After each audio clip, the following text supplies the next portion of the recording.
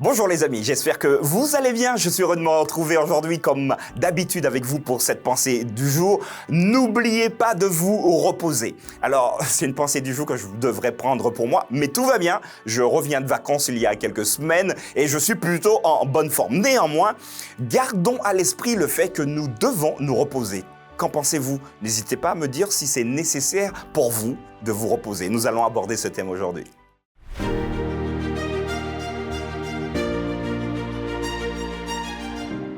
La pensée du jour se trouve dans Matthieu, chapitre 11, verset 28.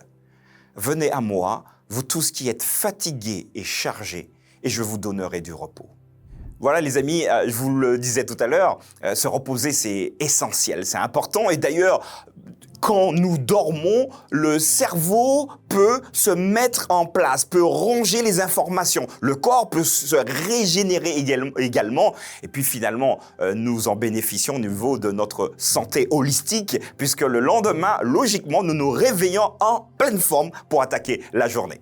Alors ceux qui parfois se réveillent et sont encore fatigués, probablement, vous devriez consulter votre médecin. Il y aura peut-être quelque chose qui ne fonctionne pas bien ou peut-être il faudrait laisser tomber le téléphone portable avant 22 heures pour vous préparer à mieux dormir. Alors, c'est parfois une rééducation vraiment à faire. Le texte que nous abordons aujourd'hui, Matthieu chapitre 11, verset 28, c'est une invitation du Seigneur, du Christ, pour toi, pour moi et pour nous. Venez à moi, vous tous qui êtes fatigués et chargés. Alors, je te pose la question. Es-tu fatigué ou voire chargé aujourd'hui? Est-ce qu'il y a quelque chose que tu portes qui t'empêche d'avancer? Vous avez déjà peut-être vu un psychologue, des amis, vous avez pris des conseils à droite, à gauche, mais ça ne fonctionne pas ou ça fonctionne à demi.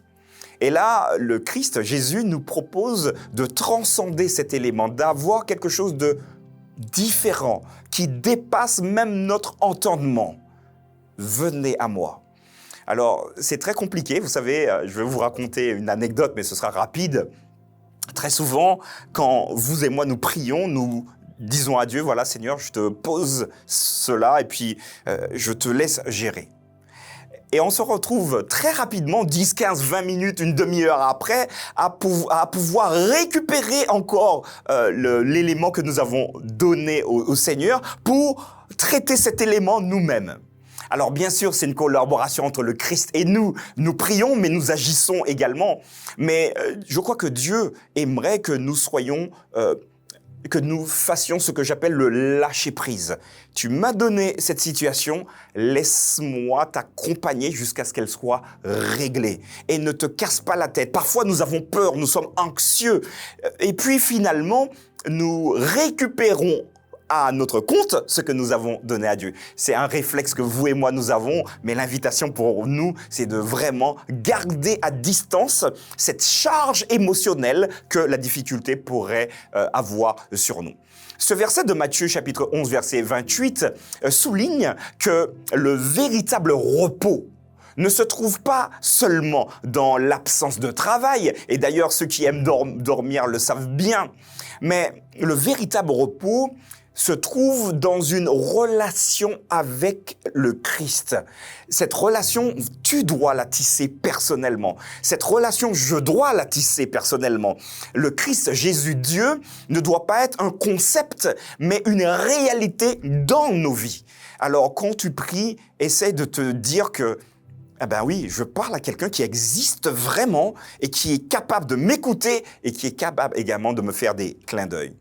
En lui faisant confiance, en lui confiant nos fardeaux, nous pouvons donc trouver la paix. Alors je redis ça. Quand nous faisons confiance à Dieu, il nous transmet sa paix. Il nous transmet également sa sérénité. Voilà tous ces éléments dont nous avons réellement besoin. Alors, je te mets au défi de pouvoir tisser et de pouvoir muscler ta spiritualité avec Dieu. Ainsi, toi et moi, nous pourrons dire, voilà, je me repose, mais je me repose en Jésus.